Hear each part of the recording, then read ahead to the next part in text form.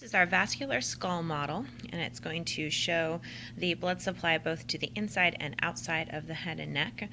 We're going to begin down here with the common carotid artery. Now this is on the left side, so this common carotid artery would have branched directly from the arch of the aorta.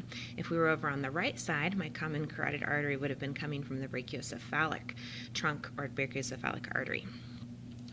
So this is common carotid artery. I see it split or bifurcate right here, giving me my external carotid artery with lots of branches coming off of it.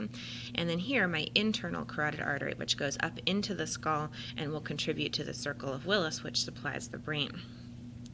Let's look at some of those branches that come off of the external carotid artery.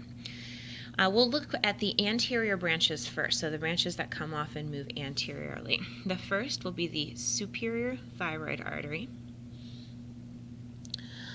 Next, I see, or should see, the lingual artery, which is broken off, but it would be sitting right here, followed by this one, the facial artery. And then I get my maxillary artery coming up and going in behind the jaw. And then I end here with the superficial temporal artery with many different branches.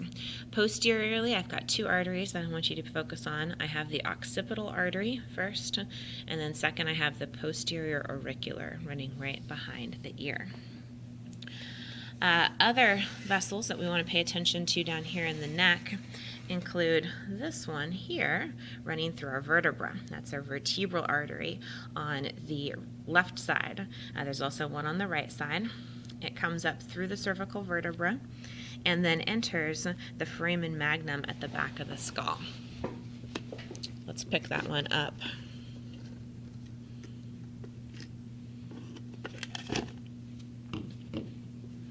Inside of our model.